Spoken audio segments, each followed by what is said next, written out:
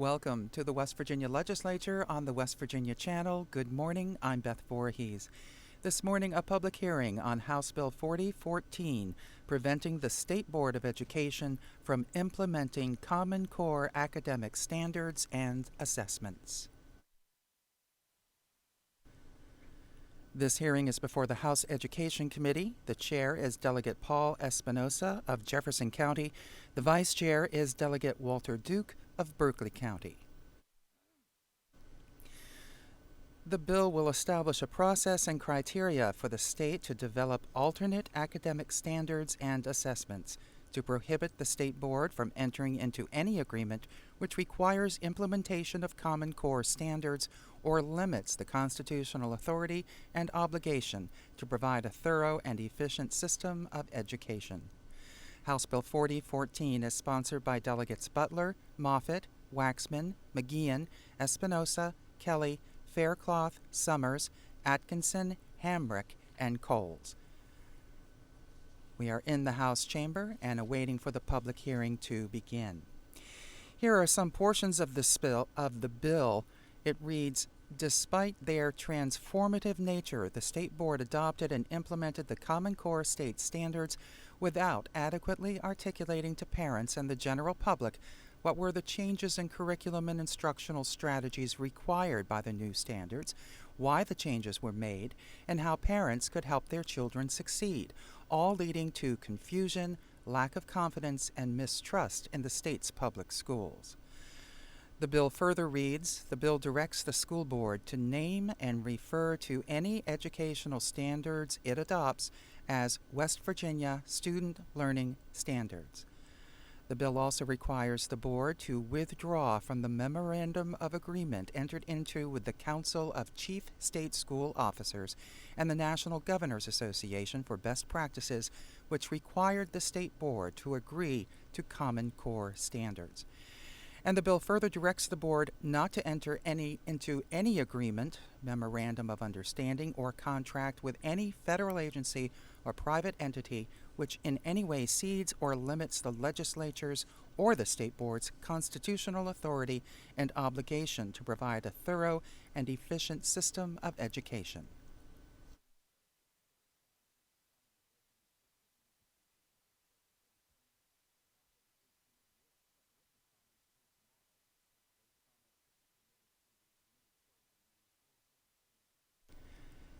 You're looking at a live picture of the House chamber where this speakers will have four minutes to present their comments. I'll announce the next speaker and the speaker to follow. Our first speaker this morning is Jim Butler, followed by Angela Summers.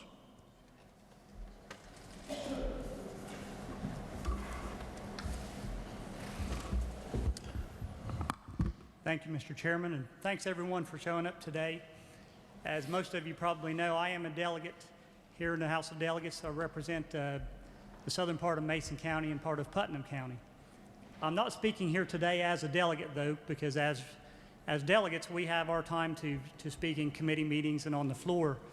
I am going to read a letter from a parent, though, and I've received several letters similar to this. And unfortunately, well, actually, I will say fortunately, most of the parents that talk to me have jobs and they have to be at work today, so they can't be here to say this myself. So I'm going to try to read this one. It's not actually my style of writing necessarily, so I'll try to get through it smoothly. So this is a mom. She says, "Dear delegates, first I would like to extend my thanks and appreciation to the delegates that continue to fight for our children against the federal overreach from Common Core Next Generation Standards, or whatever new term that the West Virginia Board of Education has rebranded it. I would personally like to thank Mr. Coles, my county delegate, for being a supporter of the bill. Parents of West Virginia are not ignorant, and we have quickly recognized what the State Board of Education is doing. All they have done is add back in a few things like cursive and multiplication tables and change the name. Second, I'm writing to encourage all of you to support the bill. My child and every child in West Virginia are depending on you. Unfortunately for my child, the damage has already been done, and he is halfway through his public education. I began noticing a difference in what he is learning around second grade, and I can honestly say that the quality of what he is learning has continued to decline, especially in math and reading. Fortunately for my son, I taught him to read before he entered school, and I have continued to teach him at home. Some children are not as fortunate. The foundations for these children was never built in regards to basic math, handwriting, spelling, and sentence structure. They have not been encouraged to write properly, and more time is spent on teaching how to do a PowerPoint than how to write a proper sentence. Classic books have been pushed to the back of the shelves, and pitiful substitutes for literature are being encouraged. Since Common Core's induction, I have seen a drastic increase in good teachers leaving or retiring. My son has been through 3 math teachers just since the beginning of the year, and his current teacher is a substitute. Due to the recent layoffs in Hampshire County of 30+ employees, he also lost his social studies teacher, which is shameful because she was the best teacher he had this year.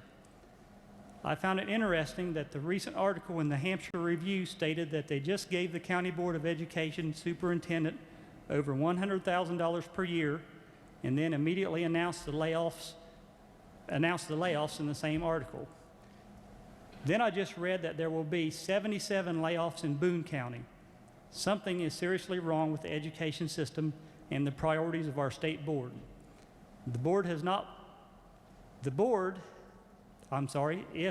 had not wasted millions of dollars on smarter balanced testing and other facets of Common Core, maybe there would be funds left to actually help our children and retain good teachers.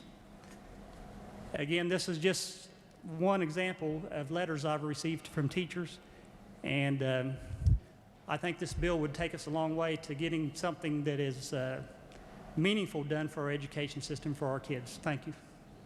Thank you, Delegate Butler. Our next presenter is Angela Summers, followed by Ginger, I believe the last name's Nolly. Good morning. 3 years ago, we presented our concerns about Common Core to the West Virginia State Board. That unelected fourth branch of government who dismissed us with a deceptive prepared statement. Ms. Summers, if you would please use the microphone, just move that a little closer so everyone can hear you. Thank you. Okay. Can you hear me now? I can hear you now. And they failed to address our concerns. And therein lies the problem with the fourth branch of government, because the other 3 branches of government are accountable to those that they represent, while the fourth branch seems to be accountable to no one. So what does one do in a republic with elected representatives? We take our concerns to them because they are our voice, and that is our system. So we have been coming here for 3 years, asking this body to get rid of Common Core, and it's time to get it done. But once more, I want to make this point. Common Core is not just about educational standards. It is about who is controlling education. It is about corporate greed and at the expense of our children. It is about the federal government intruding into our classrooms, ignoring the 10th Amendment, and bribing the states. We have sold our state sovereignty and relinquished parental rights for a federal dollar, and this must end. The state board's repeal a few weeks ago was a charade. That same ruse was used in Indiana, New Jersey, and other states, just Common Core by another name.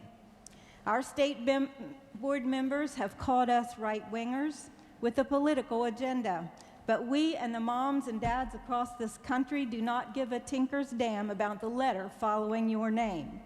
Consider the Iowa caucus, where 4 Common Core governors were on the ballot. Bush, Kasich, Huckabee, and Christie went down with a combined vote total of 16,000 out of 186,000 cast. And you may recall that Kentucky was the very first Common Core state, and a few months ago their citizens spoke out by electing a new Kentucky governor, a governor that is anti-Common Core. He's a homeschooler with 9 children. These citizens, these parents, do not have a political agenda. They are simply fed up with state boards and politicians who have violated their trust and put their kids' education in a downward spiral. This is not political. But what might be political is when a governor of a state appoints his wife to a state board for a 9-year term to carry out his agenda. A board that demands accountability from teachers, schools, and parents, and students as well, but is itself accountable to no one. It is now up to our elected representatives to end Common Core. We are a sovereign state, and we need to act like it. West Virginia can be the model for the nation as the state that took back her sovereignty and really repealed Common Core. And we can live up to our own motto, that mountaineers are always free. Thank you, Ms. Summers. Our next speaker is Ginger Nolly, and feel free to repeat your last name if I've said that incorrectly. Ginger will be followed by Christine Campbell.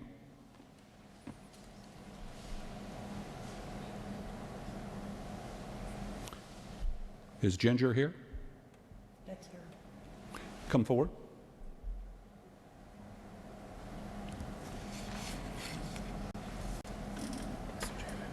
Do you want me to reset her time when she makes it, or just start it when she gets there?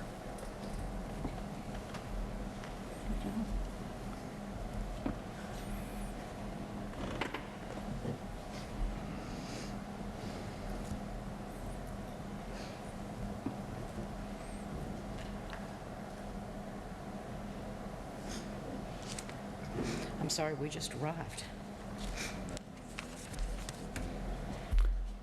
Ladies and gentlemen, thank you so much for allowing me to speak to you today. Common Core as a whole needs to be done away with. And also their pretend replacement, which is nothing but a rebrand of the same old mess. The State Board of Education brags they held town hall meetings. A lot of parents and teachers would never have spoken up for two main reasons. Parents feel their children would suffer for the audacity of questions they might ask of the board because they don't want to be judged and they don't want their children to suffer for this. Teachers are afraid of the backlash against them. After all, it is their livelihood, and they do have to be evaluated by those people. So they're afraid to speak up. And I have been told this on many occasions. I've also been told by retired teachers they're retiring as soon as they possibly can because they can't stand to be forced to work in those situations. I've also been told by current teachers, a lot of them, that they're going to retire as quickly as they can because they don't want to be pushed. They're being pushed with the Common Core. They don't believe in it, they don't like it, and they don't want it. But they're afraid to speak up because they don't want retaliated against. The board talks about over 600 lacking 600 teachers or more. Well, this is a good reason why. They're running them out by using Common Core and all of these other things. I call it Common Core's pretend brothers and sisters. That's why they want to be able to teach. They're proud to be teachers. They're proud to be educators. But when they're browbeat into doing things that they don't like and don't want to teach and feel that's detrimental to the children, why be there? Why put yourself through that when you're not being able to really help the children? And that's what it's all about, is educating the children of our state. I feel we need a constitutional amendment to get rid of that fourth branch of government. They've been acting in their own interest, not in our children's interest, not in our parents, in their own interest. One instance, Mr. Martirano planned to have a secret panel allowing no one, the press or anyone else, and it was in the paper, there was an article about it. I read it in the Parkersburg paper and cut it out to save. This is an reach of our Constitution. There is a Freedom of Information Act, and he was bypassing that completely. We're ranked 48th or 49th in the nation for our education, for what we spend. And I admire what they spend on education, but where in the heck's it going when we're rated 48th and 49th in the nation? I think that's very sad for our children. I think we need to really look at things and really make some changes, and you all are the ones to do it. I really feel that we need to have all of these situations addressed. Thank you very much. Thank you, Ms. Nolly. Our next speaker is Christine Campbell, followed by Jeff Kimball. Good morning. I'm Christine Campbell, President of AFT West Virginia, representing service personnel and teachers statewide. After multiple public hearings hosted by the legislature and the Department of Education, here we are again, debating our curriculum standards for West Virginia schools. At a time when the state is facing a budget shortfall of over $350 million, and our public employees face $120 million in cuts to our health care benefits, the legislature proposes another bill to strip the education standards that have been vetted and revised by the professional experts and teachers who spend every day educating our children. How much additional money are we willing to spend debating an issue that won't help our teachers teach? We have 600 classroom teacher vacancies this year.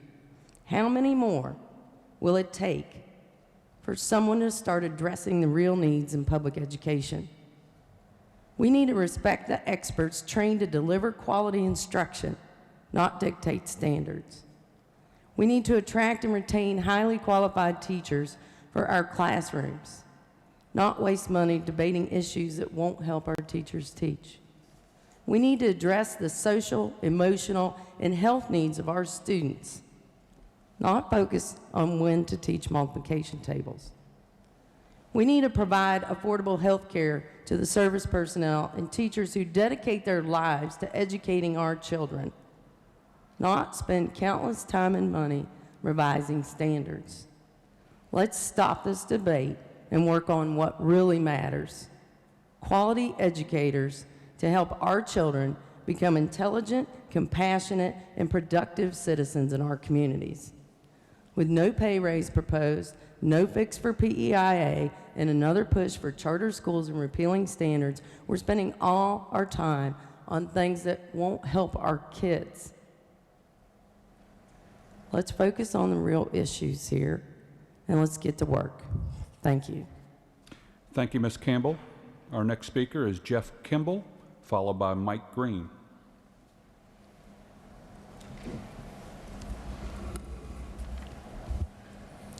Good morning.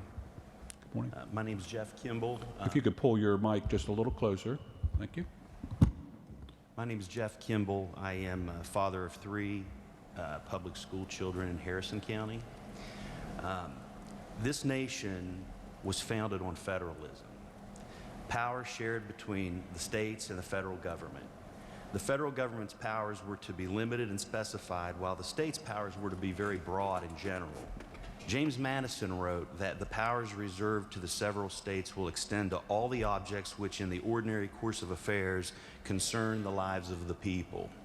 What concerns the lives of West Virginia's citizens more than the education of their children? As we all know, federal power has expanded over the past several decades, and one method used by the federal government to displace states' authority is extortion.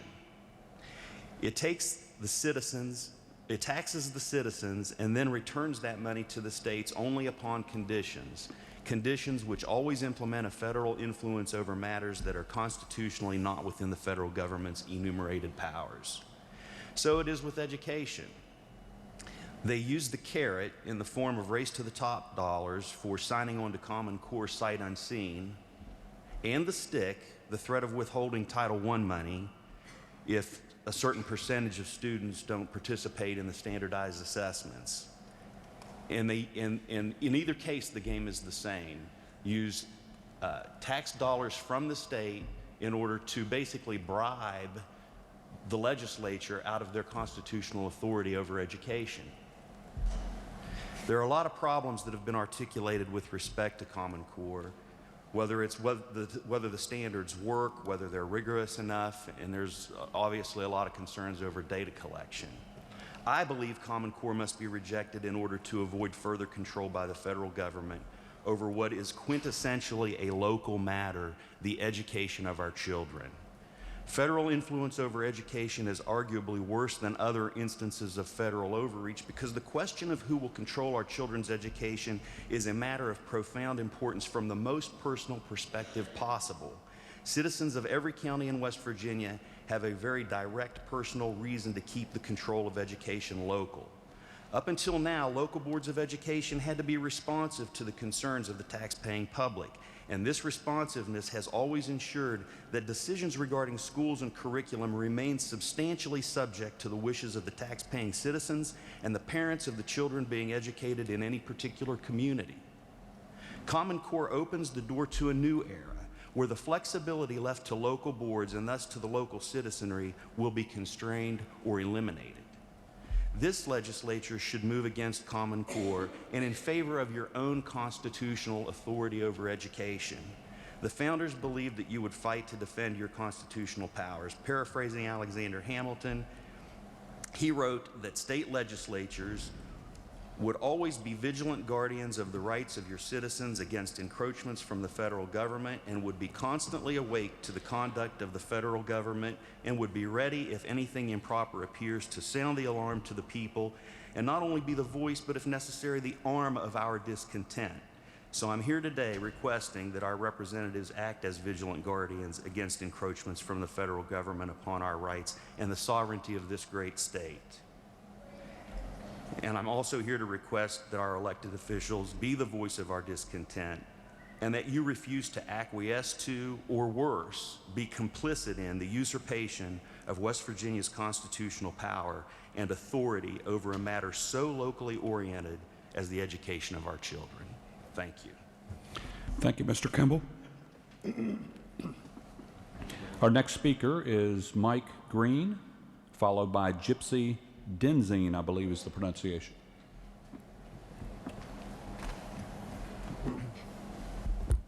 Good morning, and thank you, Mr. Chairman. Morning. My name is Mike Green, and I am the president of the West Virginia State Board of Education, and I'm here to speak in opposition to House Bill 4014. The State Board of Education, as clearly described in the state constitution, as a nonpartisan, non-political body, is tasked with the general supervision of our schools and specifically tasked with establishing policies and rules related to standards, assessments, and accountability. This bill, if passed, undermines our duties and responsibilities and will lead to significant and costly disruption and chaos in our state's educational system. Decisions as to standards, that is, what we expect our students to know at the end of any particular grade, must be made by professional educators, not politicians.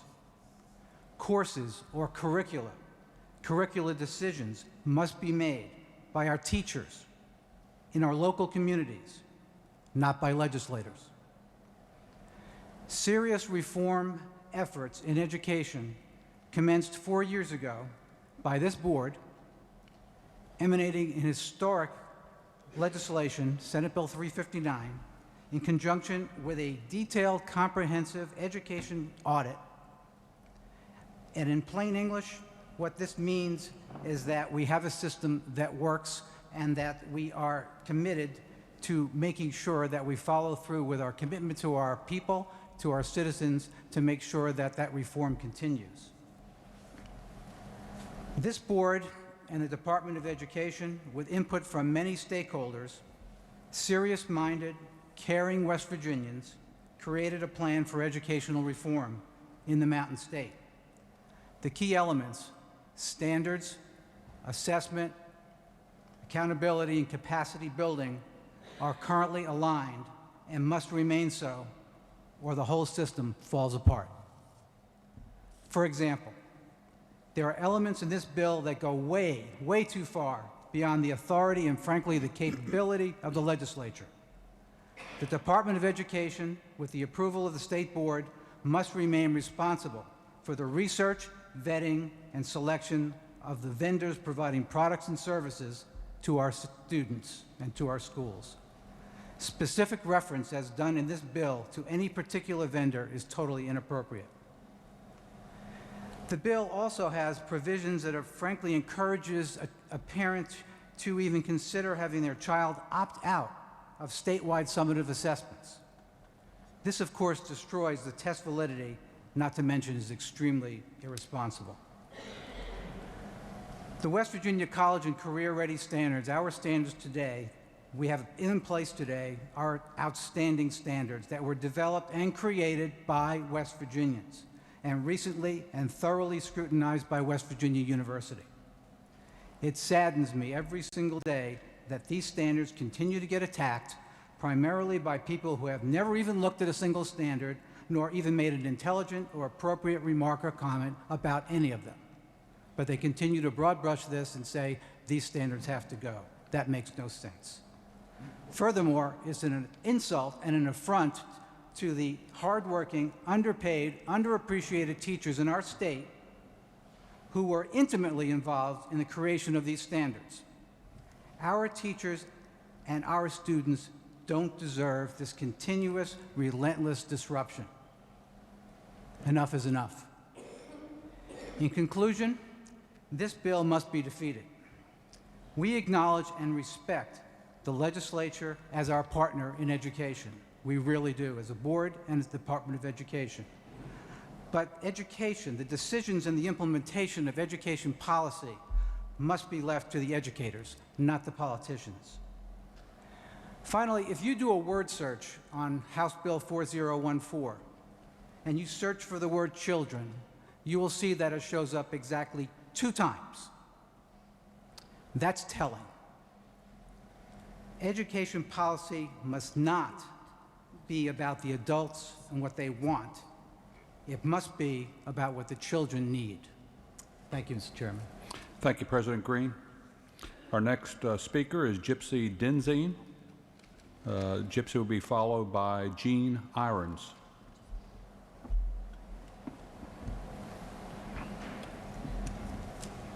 Good morning. Thank you, Mr. Chairman. How'd I do on your last name? Is that Perfect. okay? Good. Thank you so much. Good morning. Thank you so much. Morning. My name is Gypsy Denzine. I have the pleasure of serving as Dean of the College of Education and Human Services at West Virginia University. I'm here actually wearing my research hat, perhaps more than my dean hat. I'm also a professor of learning sciences and human development. My PhD is in educational psychology with an emphasis in learning and cognition, research methods, and statistics. In my role as both the researcher and a dean, I had the opportunity to serve as the principal investigator, the PI of the project Academic Spotlight. I'm here today to continue to be a resource to anyone in our state regarding the fidelity, the integrity of the data, and the validity of the scale. I feel very strong about the results, the integrity of the research process, and the involvement of the research team that we pulled together in our College of Education and Human Services, a premier group of researchers. I'd like to make a couple points about Academic Spotlight, the research project. First, all citizens in West Virginia, we had the opportunity to participate in multiple forms. First, through an online survey. Second, through 8 town halls held throughout the state. And third, after the report was submitted to the State Board in November, we all had the opportunity for open public comment. Briefly, I'd like to share how we analyzed the 260,000 data points from the survey. I pulled again our research team. I served as principal investigator, and we looked at every comment and every qualitative and quantitative data point.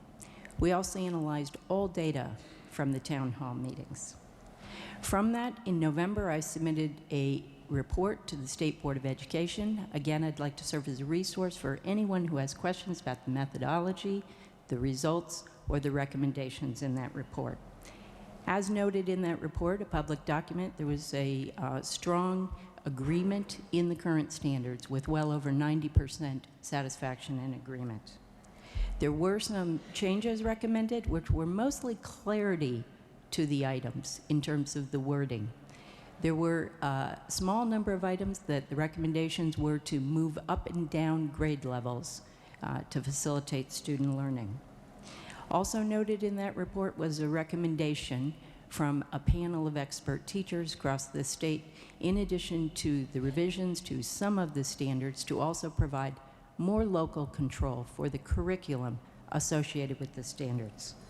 I'm here to share with you that I feel very strongly, again, about the quality of the research and the report itself, and I'd like to leave my card if anyone has any questions about the methodology, the results, the analysis, or the recommendations. Thank you for your time this morning. Thank you, Ms. Denzine. Our next speaker is Gene Irons. Gene will be followed by A.J. Rogers.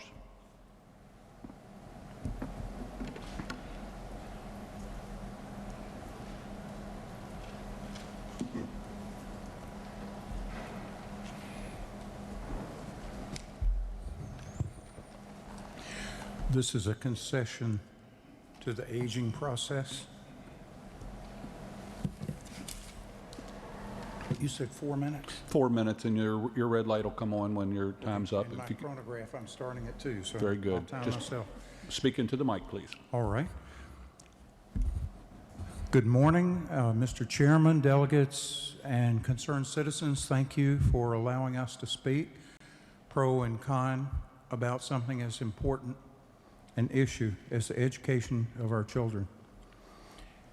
The Common Core started when Joe Manchin and then Senate President Earl Ray Tomblin in 2009 committed West Virginia to a state-led process to develop Common Core standards.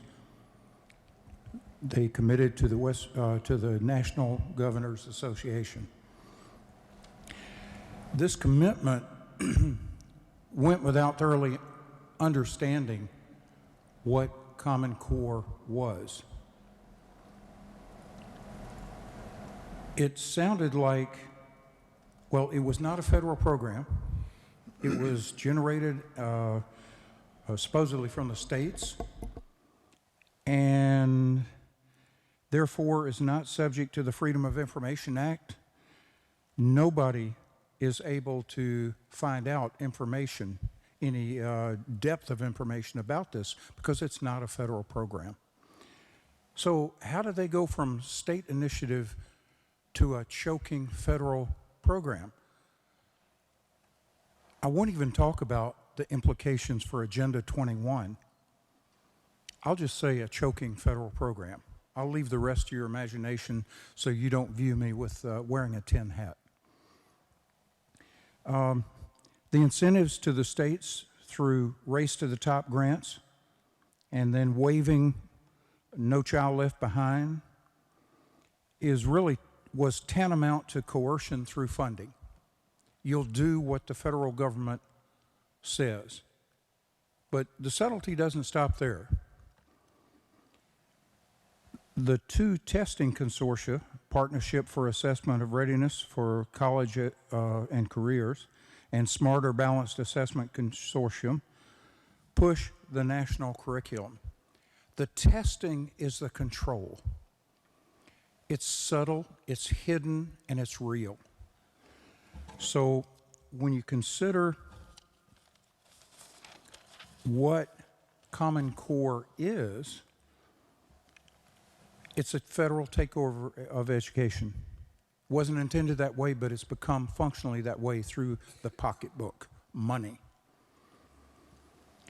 All school districts have to follow the same national standards, state and local. Okay, so you do math and English right now. Then you swing into physical education. My background is a former high school teacher and a coach, football, basketball, and wrestling.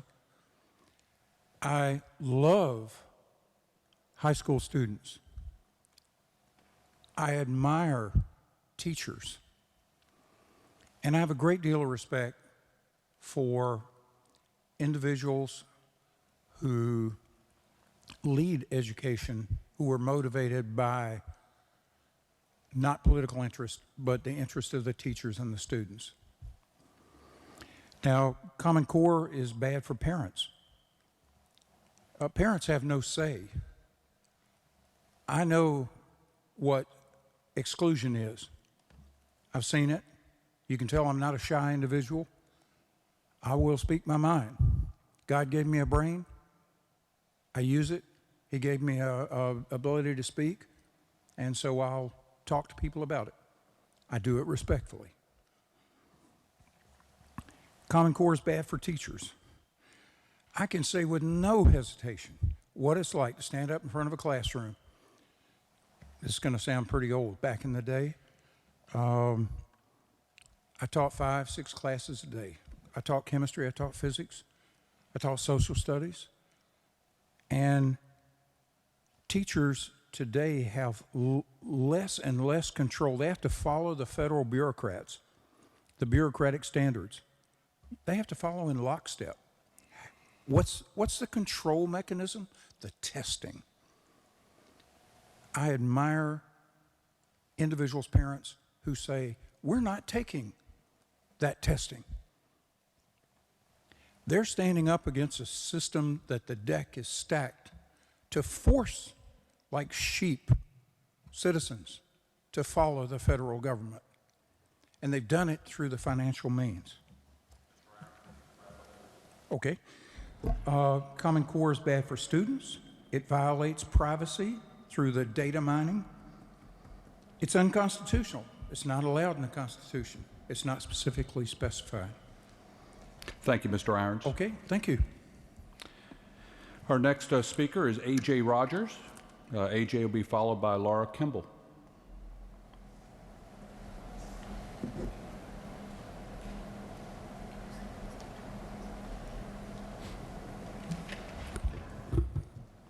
Morning, Chairman Espinoza, delegates, guests.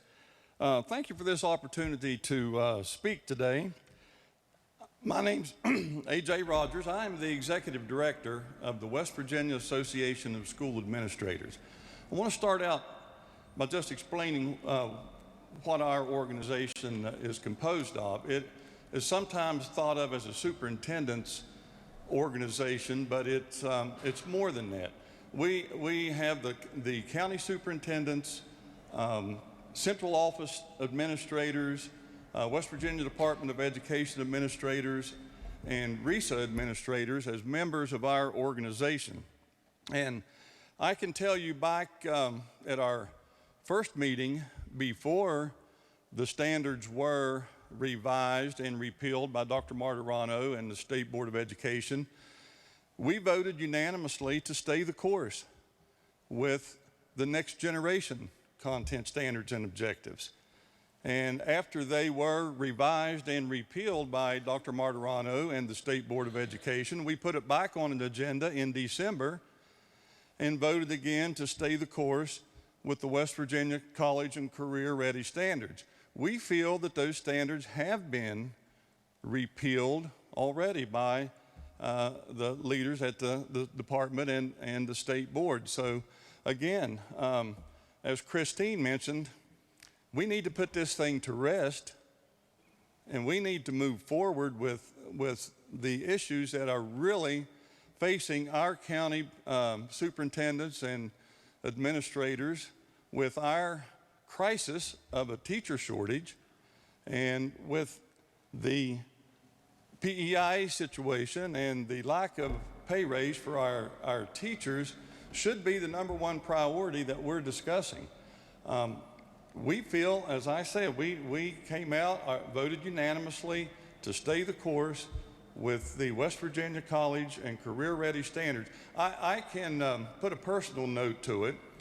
I have a 9-year-old grandson who's in 3rd grade, and early in the school year this year, Grandpa was helping him with some homework, and I said, Darren, let's do some cursive handwriting. No Grandpa, we're not allowed to do that. Our teacher said we can't do that. And one of the standards that were revised is to teach cursive handwriting. I've been working diligently with my 9-year-old grandson on his multiplication table. His grandfather struggled with that for years. But, you know, those are things that, and we can continually revise our standards as we move forward. They're not carved in stone. If there's something there that we as administrators, teachers, our leaders see that needs revised or changed, I'm sure that will happen. You know, it's all about the children. If we're not going to have some standard there that our teachers are expected to teach that we feel is detrimental to the education of our students. Thank you, Delegate Espinosa. Thank you, Mr. Rogers. Our next speaker is Laura Kimball. Laura will be followed by Dale Lee.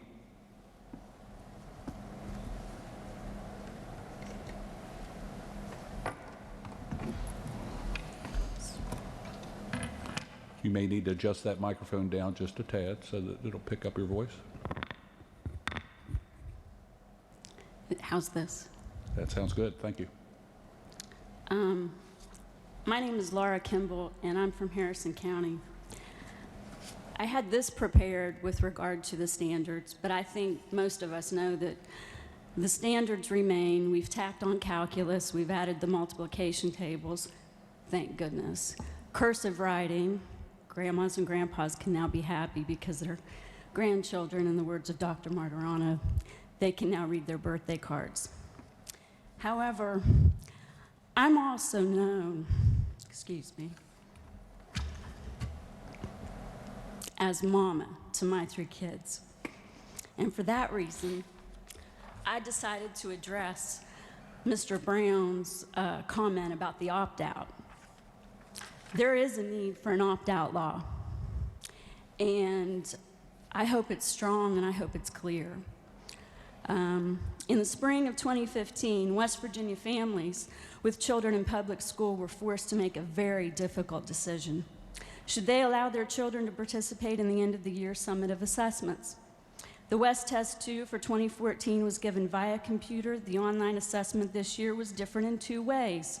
The West Test 2 for ELA and math was replaced by the Smarter Balanced. And then in December 2014, the Board of Education decided that the West Test 2 would be given for science in a few specified grades, instead of grades 3 for 11. Even with the latter change, as most West Virginia schools do not have a ratio of 1-to-1 technological device to 1 student, the testing would take 4 to 6 weeks in some schools. At the secondary level, this was most disruptive as students missed actual ongoing instructional time to take the assessment.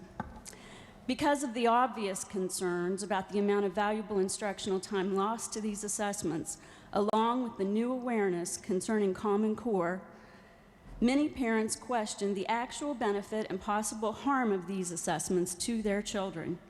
They investigated, they researched, and listened to experts such as Dr. Peg Lexick and confirmed that some of their suspicions were true. Parents reviewed the testing subcontractor, the American Institute of Research, AIR, and added psychometry and adaptive testing to their vocabularies. They learned that their children were going to take an unvalidated, unreliable, unmeasured, and adaptive online test. They learned that their children were essentially participating in a mass experiment that they had not agreed to.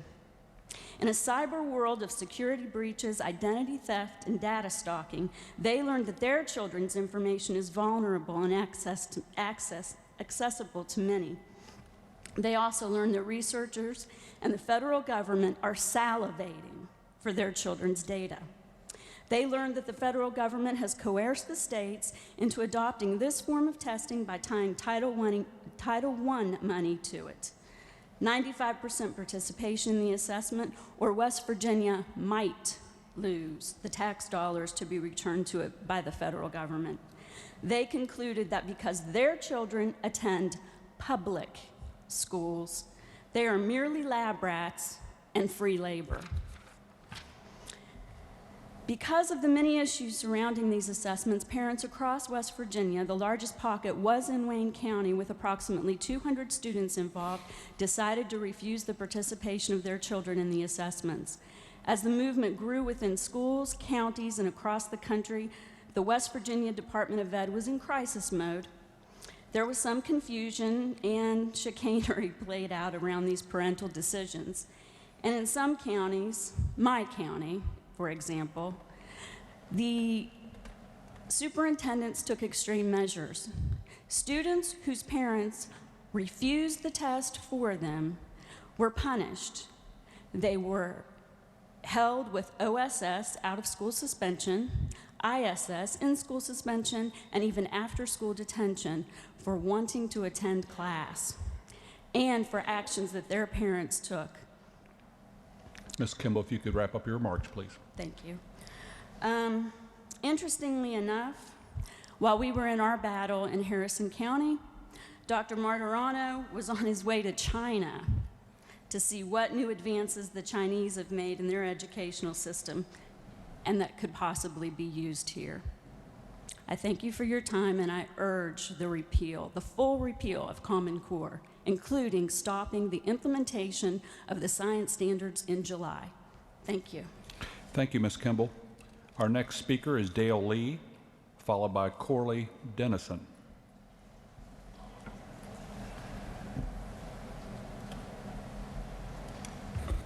Thank you, Mr. Chairman. I am Dale Lee. I'm the president of the West Virginia Education Association.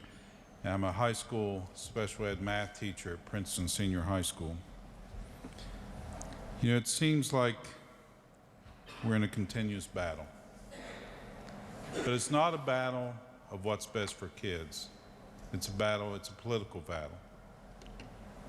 We're wasting our valuable time talking about this or that or the small things instead of addressing the real issues. The real issues are teachers across the state are so disrespected it's unbelievable.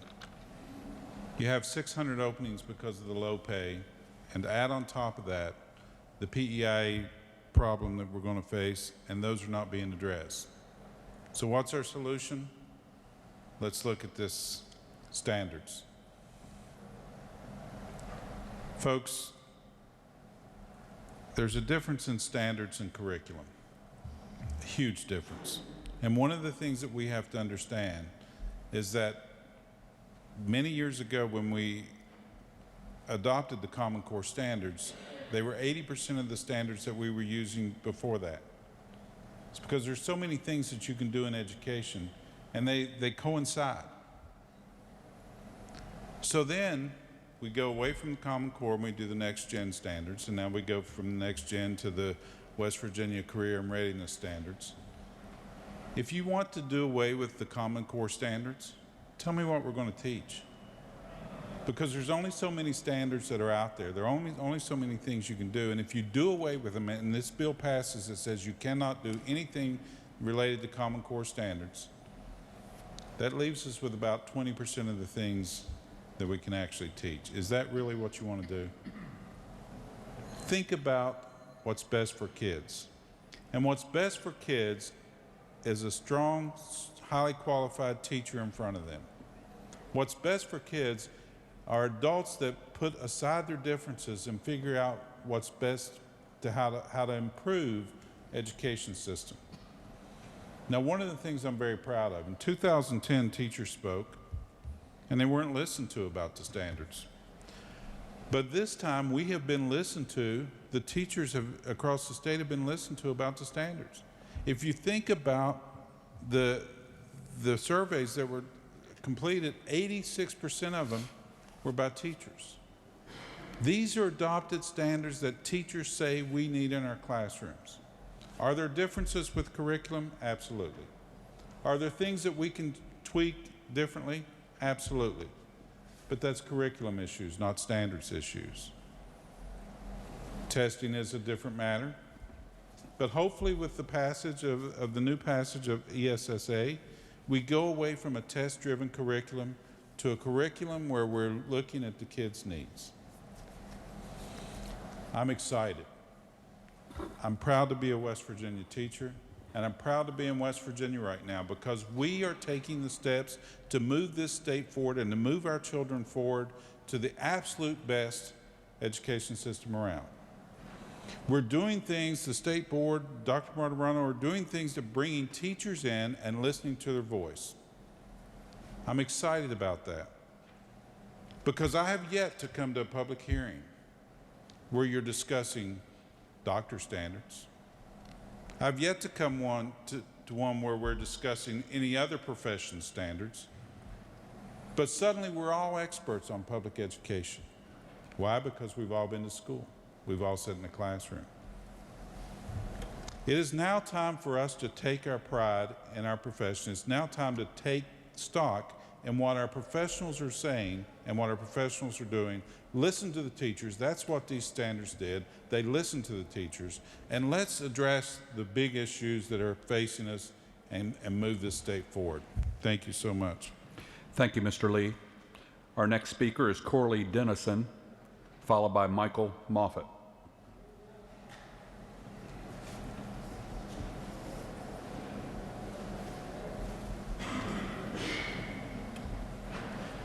Good morning. Good morning. I'm Dr. Gorley Dennison, Vice Chancellor for Academic Affairs with the Higher Education Policy Commission and the Council for Community and Technical College Education. I'm speaking today on the higher education perspective regarding the withdrawal of West Virginia from the Common Core Consortium. While the development of appropriate curricular standards is the primary function of the West Virginia Department of Education, the Higher Education Policy Commission and the Community and Technical College Council are involved in 3 areas related to curricular standards. First, the coordination of teacher education programs to align the curriculum with the standards. Second, working with K-12 to develop appropriate career and college-ready standards. And third, the use of the 11th grade summative assessment as a placement vehicle into the appropriate college-level math and English courses. The upheaval in standards has placed a burden on teacher preparation programs, as each time a change is made to the standards, a review must also be made to the college teacher preparation curriculum.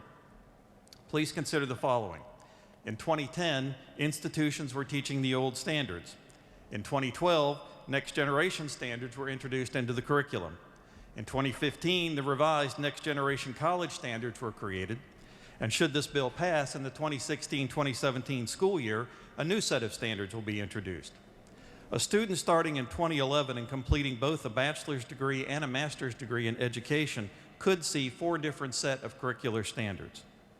That brings us to area number 2, college and career-ready standards. We have not had time to determine if students are meeting the college and career standards. Students would need a minimum of 6 years of study within one set of standards to show any significant movement one way or the other. We have not had students fully immersed in the next generation standards complete their graduation requirements. Therefore, at this time, it is difficult to assess the full impact of next generation on college preparedness.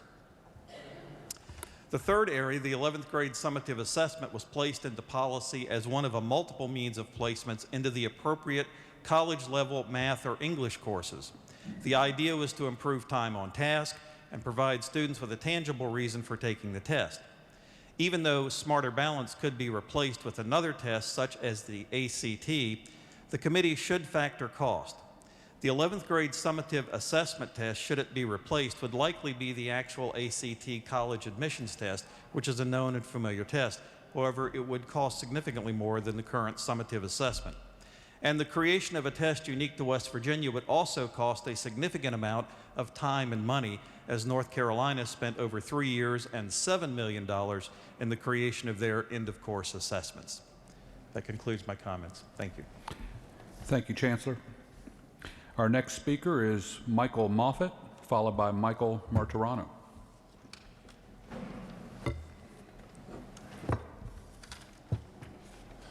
Thank you, Mr. Chairman. Thank you all for being here. I was sent a letter from a teacher and a parent who asked me to read this for them because they couldn't be here. They're in the classroom. It says, the high school standards are written assuming students have never struggled in math. There are too many standards to truly master at the high school level for struggling students. For some of our students who have never passed a math class before coming to high school are expected to be at the same level. The high school standards were written assuming the student has mastered all previous math standards, so our students were never given the opportunity to master previous skills required for success. That's the letter I received from a teacher and parent that couldn't be here, and one of the many teachers that delegates hear from all the time because they're too afraid of the school leadership or their union leadership to speak up. They've bought into it, and the teachers that don't have no voice to go to. They've come to their delegates, they've come to their senators, they've come to us to speak up because they see the problems firsthand in the classrooms. We heard from the school board president. I think he missed the part of Article 12 where it says the legislature shall provide by general law for a thorough and efficient system of free schools. Thorough and efficient, provided by the legislature. It goes on to say the general supervision of those schools shall be vested with the West Virginia Board of Ed. He claims that we don't read the standards, that we don't read the curriculum, that we don't read what's going on. Believe it or not, some of us do read the bills, some of us do read the background, some of us do attend the town halls. I myself, with a bunch of your staff, was at 3 of those town halls. I listened to the people there. I spoke up for the people that were not able to be there. The audit results of 2009 you mentioned showed that we're too top-heavy, that we're getting that we need to get more resources out of the board and down to the classrooms. Our teachers are paid the lowest, but yet we spend in the top 20 in states. We do need to fight for these teachers, but the teachers and the students. PEIA is an issue. PEIA is an issue that's been coming for years. It's been on a 5-year track, and the failure of the PEIA board to address that and to stand up to the governor and ask for more money is a problem that the legislature will take care of in this legislative budget. The budget's passed every year. We may not have the money for all of it, but we have to address all the issues, PEIA, roads, and those things.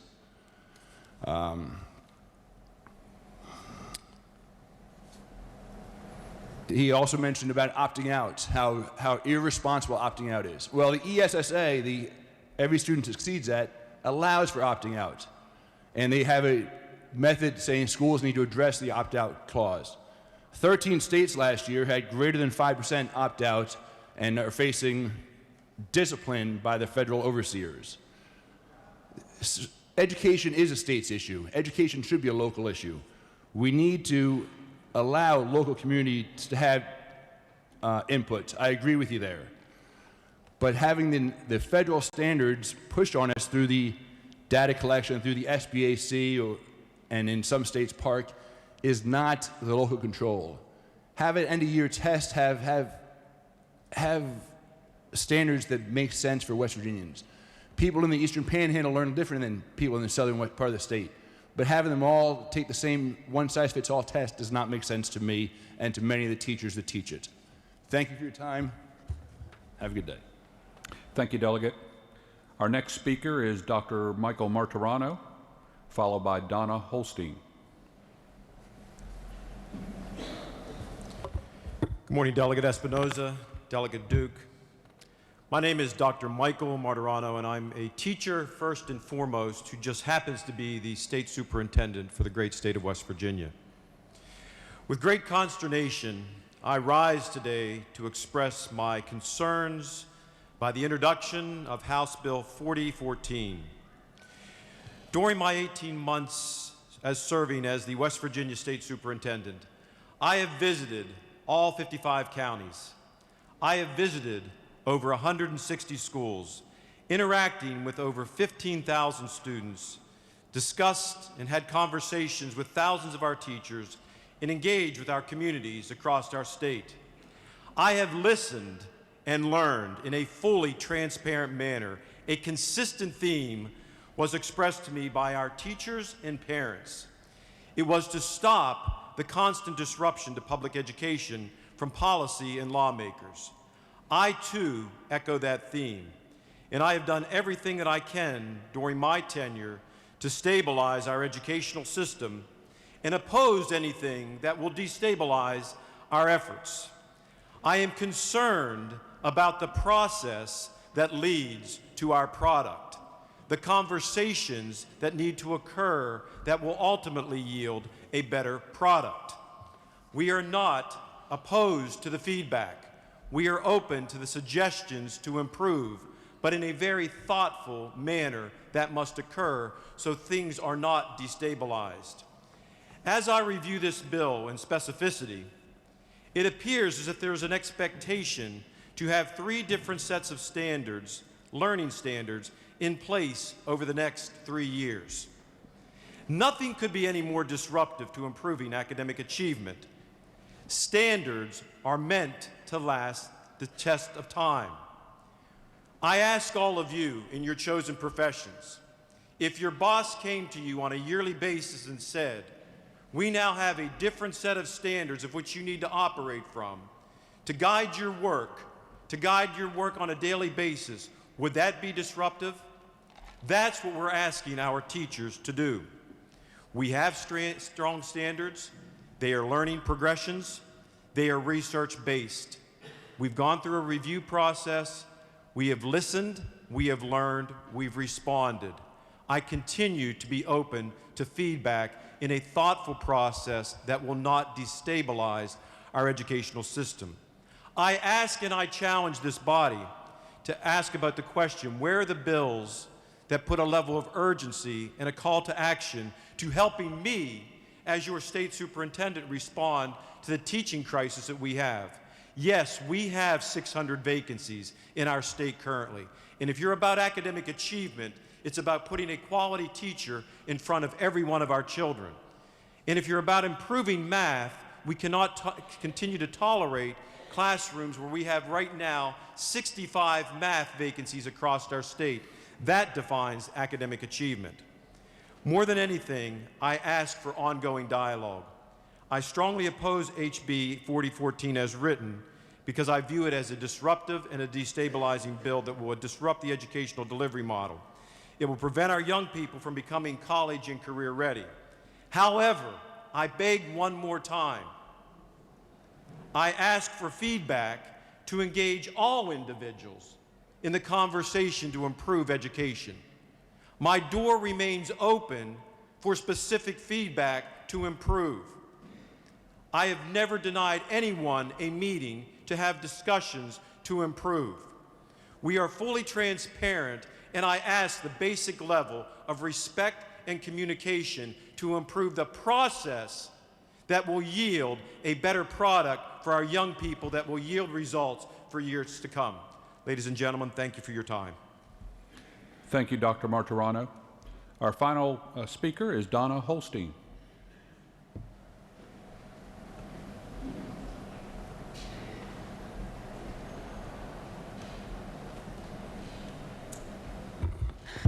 Hello, everyone. I wasn't really prepared to speak today, but I'm the mother of 3 college students. Thankfully, they're out of high school now. I remember them coming home, and I would ask, how was your day? Well, we were pre-assigned today because we had to go, I guess it was the smarter balance testing or whatever, but I would just like to do a math problem with everyone. This is a 3rd grade level Common Core math. Add 26 plus 17. The way I learned it when I was in grade school, 6 plus 7, 13, carry the 1, 2 plus 1 is 4, 43. Well, let's do it the Common Core math way. Add 26 plus 17 by breaking apart numbers to make a 10. Use a number that adds with the 6 in 26 to make a 10. Since 6 plus 4 equals 10, use 4. Think 17 equals 4 plus 13. Add 26 plus 4 equals 30. Add 30 plus 13. Well, that equals 43. So 26 plus 17 equals 43. That just seems a little complicated to me, and I have personally spoke to math teachers in West Virginia that are terrified of this new Common Core math. They are having difficulty teaching the students, and they have noticed the test scores going down. And I would like to end with a letter from a parent, and it was regarding a Common Core math problem. The math problem says Jack used the number line below to solve 427 minus 316. Find this error. Then write a letter to Jack telling him what he did right and what he should do to fix this mistake. So a parent writes, Jack, don't feel bad. I have a Bachelor of Science degree in electronics engineering, which included extensive study in differential equations and other higher math applications. Even I cannot explain the Common Core mathematics approach, nor get the answer correct. In the real world, simplification is valued over complication. Therefore, 427 minus 316. And he writes the way he learned it in school. 7 minus 6 is 1. 2 minus 1 is 1. 4 minus 3 is 1. The answer is 111. The answer is solved in under 5 seconds. The process used in Common Core math is ridiculous and result in termination if used in the real world. Sincerely, frustrated parent.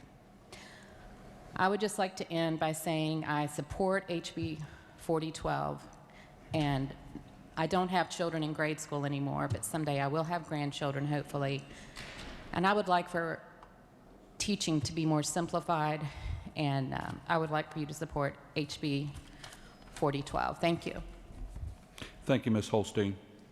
On behalf of the House Education Committee, I want to thank everyone for participating in this morning's public hearing.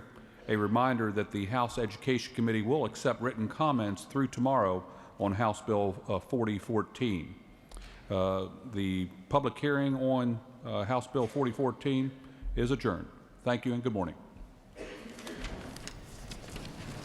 You've been watching a public hearing on House Bill 4014, preventing the State Board of Education from implementing Common Core academic standards and assessments on the West Virginia Channel. This concludes this public hearing broadcast. We will be back at 11 o'clock for today's House and Senate floor sessions. In the House, up for passage, the very first bill up for debate and a vote is Senate Bill 1, establishing the West Virginia Workplace Freedom Act. The bill prohibits any requirement that the person become or remain a member of a labor organization as a condition of employment. It's also called the Right to Work Bill. The House rewrote substantial portions of the bill, so if it passes Senate Bill 1, we'll have to go back to the Senate. Then, at 11 o'clock today, up for passage in the Senate is the bill to repeal the prevailing wage requirements. That bill is also up for debate and passage in the Senate today. You will be able to see that debate and vote on the West Virginia Channel. Until 11 o'clock, I'm Beth Voorhees for the West Virginia Channel, a service of West Virginia Public Broadcasting.